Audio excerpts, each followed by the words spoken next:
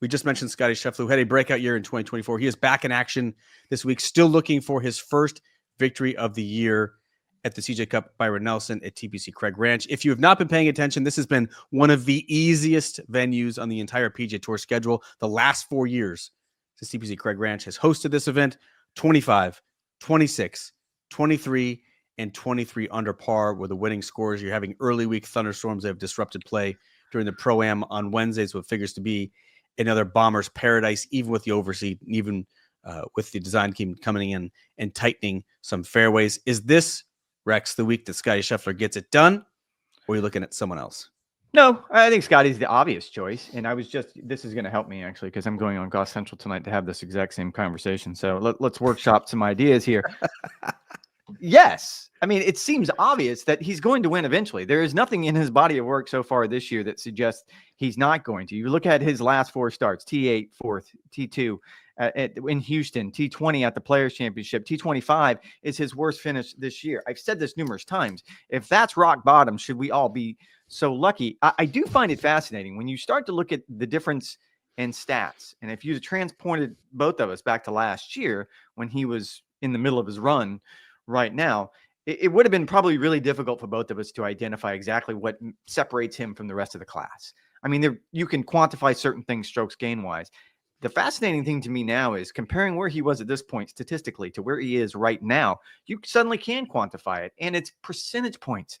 It's so small when it comes to what he's doing really well now versus what he was doing even better last year. You can look at what he's doing with his driver off the tee, strokes gained driving. You can look at what he's doing with his iron play, with his putting, everything. It's not as though he's fallen off the planet. He's just 1 or 2% not as good as he was last year. And it gives you an idea of how narrow the margins are between being a good PGA Tour player and being Scottie Scheffler.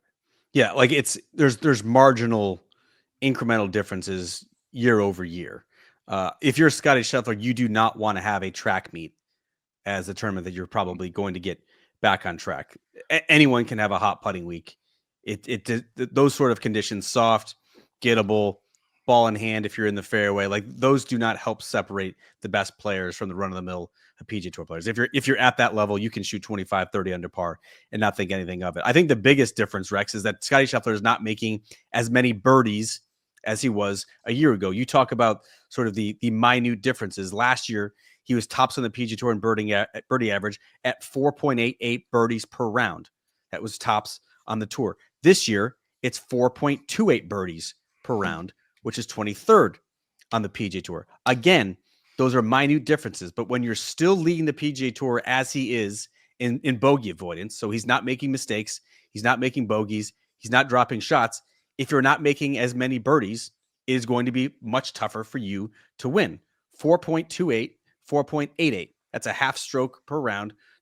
Multiplied out times 4 over the course of a tournament. That's about 2 strokes per tournament. That is the difference, if you look at his results, between winning and losing, or maybe getting into even tighter contention. There's obviously a combination of factors when it comes to why he's not making as many birdies. He's not hitting as many fairways as he did last year. His irons are not quite as precise as he was doing as a year ago. And the mid-range putts from 15 to 20 feet are not dropping with the regularity that they were last year. Keep in mind, he switched his putting grip to that claw grip, which he was not doing last year, hoping to improve from inside 10 feet.